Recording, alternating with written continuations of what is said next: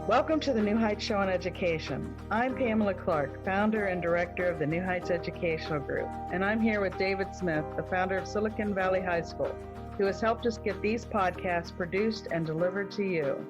Yes, Pamela, when we saw the great things that you and your army of volunteers were achieving at New Heights, we wanted to get involved. We're happy to work with you to leverage the internet and make quality education accessible and affordable to everyone, everywhere. Thank you, David. We appreciate Silicon Valley High School helping us to get these podcasts out to the hundreds of thousands of listeners from all over the world. So I hope you enjoy the show. Hey everyone, and welcome back to the New Heights Show on Education. I hope you all had a great weekend. This is your host, SHI. Thank you all for tuning in today. For any new listeners, the organization I volunteer with is the New Heights Educational Group, or NHEG, and their goal is to promote literacy in children and adults by offering a variety of educational support services. And you can find out more about us at our website at newheightseducation.org. Right now, you might be struggling through your classes or even failing them. You might be worried that you may not finish high school. There might have even been a thought that you may not be smart enough. Well, the New Heights Educational Group begs to differ. We not only think you are smart enough, but with our help, you will complete your high school diploma. The New Heights Educational Group strives to improve your academic success through its tutoring services. To learn more, please visit newheightseducation.org and contact us. New Heights Educational Group, educational resources to help reach your goals. And right before I begin, I just want to clarify that I own none of this information. All of the information I'm going to tell you today can be found in the websites included in this episode's description, which you should be able to access as soon as the first half of this show is over. So today, as you can probably tell by the title, and continuing on with this little songbird series that I've started, we're going to be talking about the blue jay today, which is a very beautiful bird. So this is a really common songbird, and they're much bigger than a lot of other songbirds, and they're very familiar to many people with their little perky crest, just like the cardinal, and their blue, white, and black plumage and rather noisy calls. I remember when I was little, I used to think that their calls were like hawk calls or something, so I always thought, oh wow, we have a lot of hawks in our area, or like eagles or something. But of course now I know that those are not eagle calls. So blue jays are known for their intelligence and complex social systems with tight family bonds. And they have a fondness for acorns that is credited with helping spread oak trees after the last glacial period, which is quite nice. It's almost like when the squirrels forget where they hid their acorns, which helps new trees to grow and such. So these songbirds have large crests on their head, as I'm sure you all know, and they have a broad and rounded tail. So they are smaller than crows, because crows are pretty big, but they're larger than robins, which is saying something because robins are already pretty big. They have a white or light gray pattern underneath the blue, black, and white shades of color that you might find above. So they do have a lot of kind of like grayish, blackish, whitish, and of course bluish coloring going on there. So now for some cool facts about the blue jays. So thousands of blue jays migrate in flocks along the Great Lakes and Atlantic coasts, but much about their migration still remains a mystery. So some are present throughout winter in all parts of their range, and I'm pretty sure that in the New England area they're all year-round residents. Pretty sure. And I actually did not know that they migrated before, so this is quite interesting. Young jays may be more likely to migrate than adults, but many adults also migrate. Some individual jays migrate south one year, and they might stay north the next winter, and then migrate south again the next year. And no one has actually worked out exactly why these birds migrate when they do. So unlike a lot of other migrations, the migration of the blue jays is still kind of shrouded in some mystery. So you can probably tell because nobody really knows why they migrate some years and don't migrate some other years. So who knows? Maybe they're just tired and they don't feel like migrating all that much.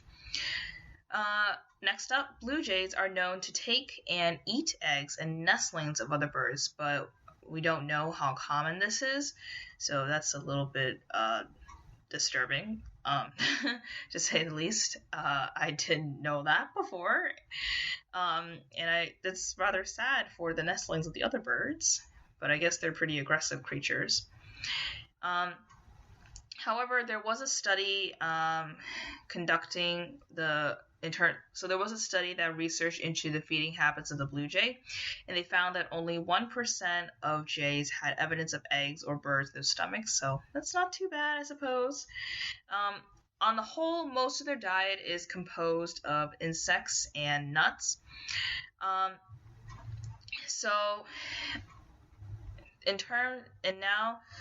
In terms of the calls, so remember how I talked about how I used to think that blue jays mimicked the calls of like eagles or hawks? So they actually kind of do that sometimes, especially for the red-shouldered hawk. And these calls may provide information to other blue jays that a hawk is around, or may be used to deceive other species into believing a hawk is present. So I guess that's why I used to think that blue jay calls were hawk calls, I suppose. I mean, if you look up some of the blue jay calls, like in the websites in this episode's description, there's a really good website called allaboutbirds.org. It has a lot of information on every single bird like you could possibly find, really. And if you go to the song section, they have multiple recordings of different types of calls of this bird. And if you look for the blue jay, at least you'll find some of them where it has a kind of like call that sounds like the characteristic hawk call. So it's pretty interesting. Another cool fact about blue jays is that tool use has never been reported by wild blue jays, but captive blue jays used strips of newspaper to rake in food pellets from outside their cages. So I guess the wild blue jays just never really discovered a lot about tool use and such in comparison to the captive blue jays. Also, blue jays lower their crests when they are feeding peacefully with family and flock members, or when they're tending to nestlings. And it might also be because A, they're more relaxed, and B, they don't want to appear as threatening, or they don't feel like they have to, so they just lower their crests. At feeders in Florida, red-headed woodpeckers, Florida scrub jays, common grackles, and gray squirrels strongly dominate blue jays and often prevent them from obtaining food, so they have quite a bit of competition in Florida. The pigment in blue jay feathers is melanin, which is brown, so that's quite unexpected considering that their color is blue. The blue color is usually caused by a scattering of light through modified cells on the surface of the feather barbs, and the black bridle kind of shape pattern on their face and throat varies extensively and can actually help blue jays recognize one another, so kind of like our fingerprints, I suppose, or just our faces in general. The oldest known wild and banded blue jay was at least 26 years old and 11 months when it was found dead after being caught in fishing gear, so that was very unfortunate for that poor bird. It happened banded first in Newfoundland in 1989. It was found there again in 2016, so that's quite a long life that it lived. Longer than the other birds we talked about so far, I think. In terms of their habitat, so blue jays are found in all kinds of forests, but especially near oak trees, because they do like to eat acorns that drop from the oak trees. They're quite fond of them, so I guess that's probably why they live near oak trees a lot. Blue jays are also more abundant near forest edges rather than in the deep dark forests.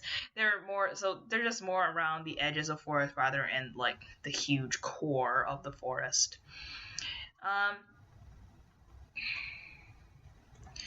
They're also common in urban and suburban areas, especially where oaks or bird feeders are found.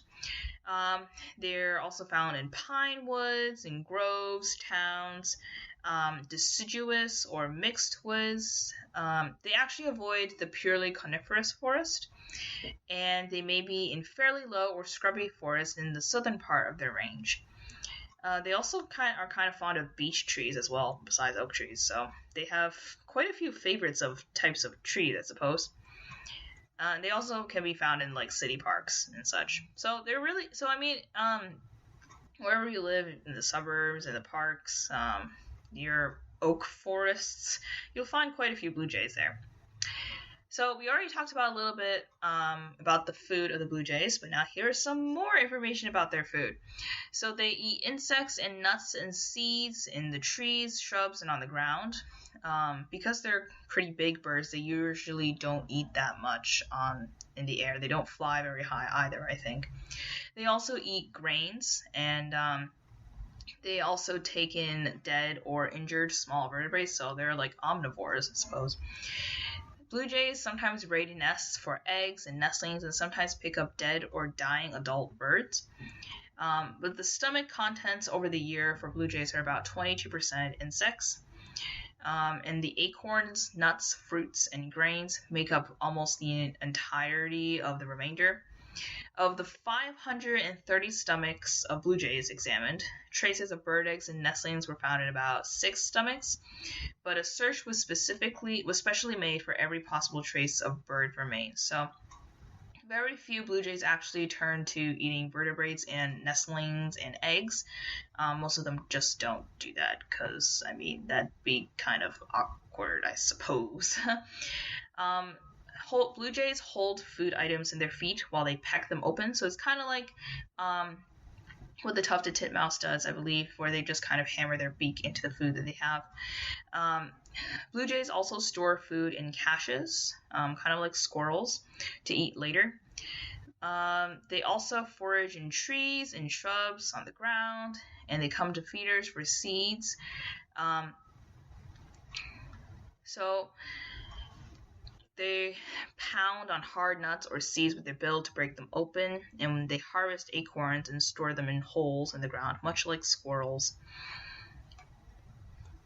In terms of their eggs, so they usually have 4 to 5 eggs, and sometimes 3 to 7. The eggs are a greenish color or buff color, sometimes even pale blue, and they're spotted with brown and gray dots. Incubation for the eggs is done by both parents, which is something that some other species don't do, since the mother in many species is usually the one who does all the incubation. But the blue jays are like, hey, let's share. But the female blue jay does do a little bit more incubation, about 16 to 18 days. The young, both parents bring food for the nestlings, and then the young leave the nest about 17 to 21 days after hatching. So in terms of their nest description, so the courtship of the blue jay involves several aerial chases, where the male may feed the female, and then the blue jays become quiet and inconspicuous around the nest in order to protect where the nest is, of course, and to make sure that predators don't find out that there is a nest there so that they can protect their young. But they will attack, for the blue jays, will attack with loud calls if the nest is threatened by a predator. The nest site is usually in a tree, either coniferous or deciduous, and it's usually placed in a vertical kind of like area of the tree or at a horizontal fork in the limb well out from the trunk. It's usually 8 to 30 feet above the ground and sometimes 5 to 50 feet upwards. The nest is pretty bulky, and it's an open cup, of course. It's made of twigs, grass, weeds, bark strips, moss, and sometimes even held together with mud. So it's quite different from the nests of some of the other birds that are made with hair, some of them, of other species. And the nest is lined with rootlets and other fine materials, often decorated with paper, rags, string, or other debris, so they like to add a little bit of fun in there. And of course, they have some mud in there to hold it all together. And this ends the first half of today's show on blue jays, and I will be back in just a little bit with the second half of today's show. This podcast is brought to you by Silicon Valley High School, the world's fastest growing, video-based, self-paced, teacher-supported, fully accredited online school that's recommended by more than 96% of students. Take individual courses at just $95 each, or earn your high school diploma at any age. Check us out at svhs.co. Hey everyone, and welcome back to the second half of today's show. So where we left off, we were talking about the nests of blue jays. And again, they're placed in the kind of thick branches of a deciduous or coniferous tree, usually like 10 to 25 feet above the ground, but of course that can range. The male and female both gather materials and build the nest, but on average, the male does more of the gathering and the female more of the building, which is something that is fairly characteristic in other species of birds, I suppose. The twigs used in the outer part of the nest are usually taken from live trees, and birds often struggle to break them off. Birds may fly great distances to obtain rootlets from recently dug ditches, even graves in cemeteries, and newly fallen trees. And jays may abandon their nest after detecting a nearby predator. So like if they're midway through building it, it's not like if they had eggs in there, they would be like, we'll let them survive on their own. No. It's like if they were halfway probably through building their nest, like at some point when the eggs haven't been laid yet, they might just leave the nest there because they're like, this is not a good place to have the nest after all, since there's a predator here that could eat my children, so we're gonna move. But I guess these birds are pretty aggressive since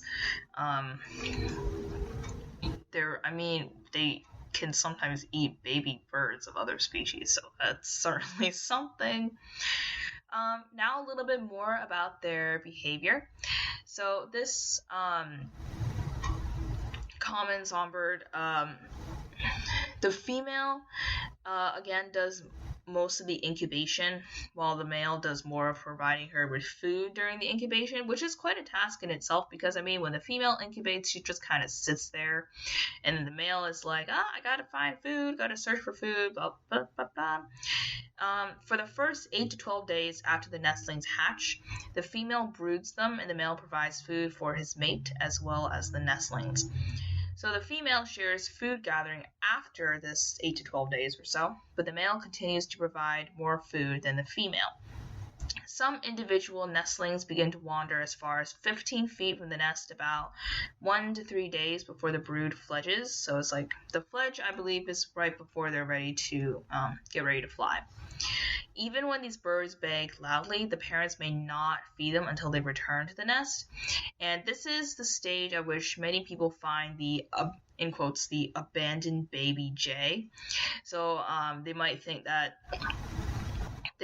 oh, the parents just abandoned their kids. No, they did not. It's just purposeful. It's like something that they usually do, although it's a little bit sad. It's something that they usually do. If it can be restored to or near the nest, the parents will resume feeding it.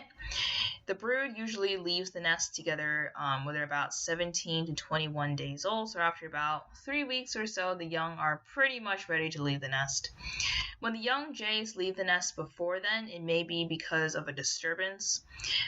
The jays are usually farther than 75 feet from the nest by the end of the second day out of the nest. Young remain with and are fed by their parents for at least a month or so, and sometimes 2 months. So this is after they're ready to leave the nest, but they might stay with their parents. And there is actually a lot of individual variation in how quickly the young become independent. So kind of like humans, I suppose. Some people like to stay with the parents a bit longer, and some prefer to just leave as soon as they can. Differs per person. Blue jays communicate with one another both vocally and with body language.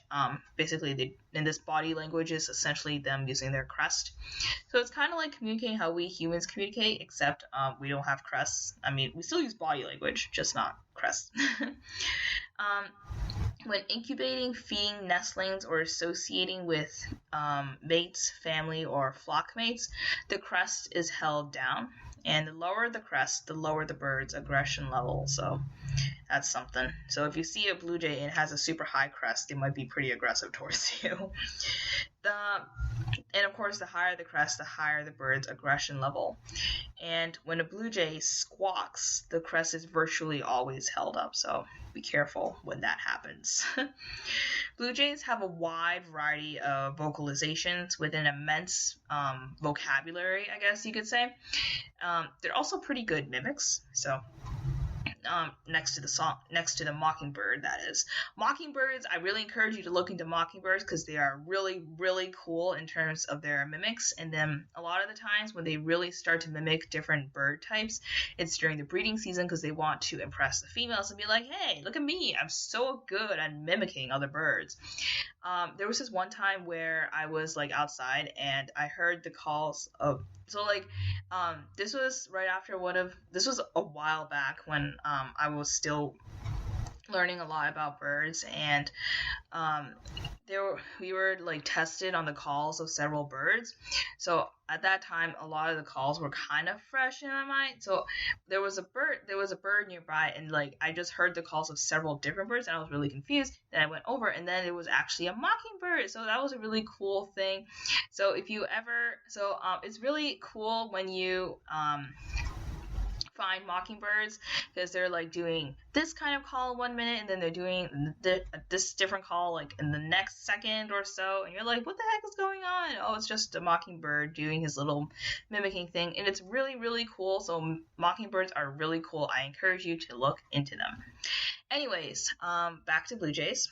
So again, blue jays are also pretty good mimics. Captive blue jays sometimes learn to imitate human speech and meowing cats, which is very impressive. In the wild, they often mimic the red-shouldered or red-tailed hawks and sometimes other species. Blue jays are sometimes kind of disliked by many people for their aggressive ways. I mean, they do eat the young of other birds. That's pretty aggressive. But they are far less aggressive than many other species. Because remember, in Florida, there are other birds like the red-bellied woodpeckers, red-headed woodpeckers, Florida scrub jays, common grackles, and gray squirrels that are more dominant in comparison to the blue jays at bird feeders, which often prevent the blue jays from getting the food that they want. So blue jays are pretty aggressive, but they are not the most aggressive of the bunch. White-winged doves, northern mockingbirds, so mockingbirds are also pretty aggressive, and northern cardinals occasionally dominate blue jays as well. But a little bit more about the blue jays in terms of their mimicking. So they do mimic hawks again, and they might mimic them when they approach feeders, and they do this in order to deceive other birds into scattering. So the other birds might be like, oh, hey, there's a bird feeder there, and then they suddenly hear a hawk call, and they're like, oh my goodness, there is a hawk there, I gotta go. So this helps the blue jay kind of like dominate the bird feeder in a way, and so that he can have more of the food to himself. I mean, it's survival of the fittest out there. So blue jays sometimes carry food in their throat and upper esophagus, which is kind of like that area right under your throat. And this area is often called a gular pouch. They might store 2 to 3 acorns in the pouch, another one in the mouth, and one more in the tip of the bill.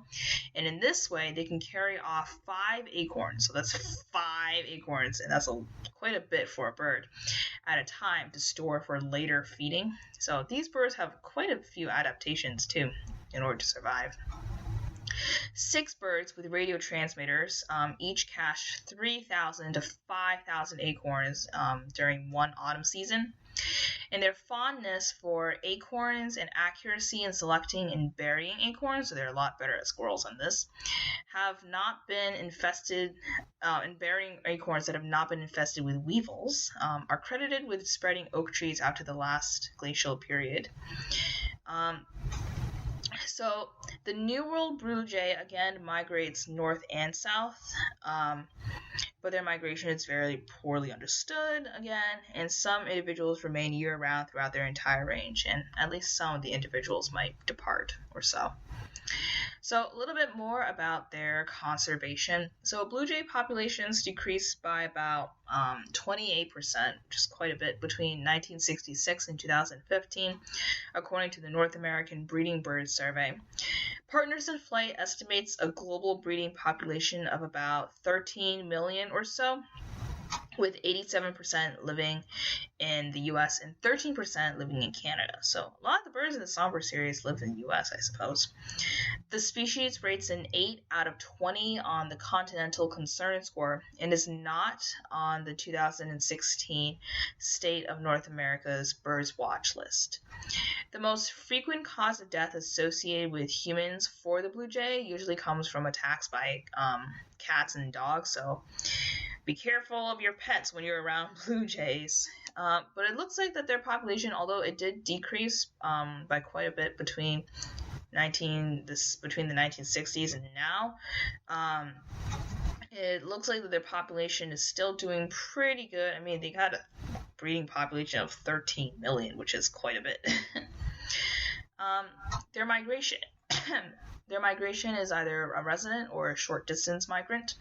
And if you really want to attract the blue jay to your backyard or your feeder, so here are some tips. Blue jays prefer tray feeders or hopper feeders on a post rather than hanging feeders, just because they're rather big birds and it's kind of hard for them to hang on to like the hanging feeders. And they prefer peanuts, sunflower seeds, which is a favorite among many birds, and suet. Planting oak trees will make acorns available for jays of the future. And blue jays often take drinks from bird baths as well. If you're really looking for this bird, you can listen for their hawk mimicking calls. And you can also find them at feeders. You can also see them at near shorelines when they migrate in loose flocks. And of course, the characteristic coloring of the blue jay is pretty known by most people.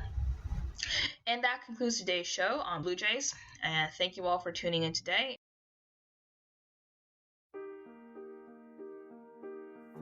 We hope you enjoyed today's show. Don't forget to rate us and follow us on your podcast player. Check out our show page, radio.newheightseducation.org, for monthly announcements and other happenings.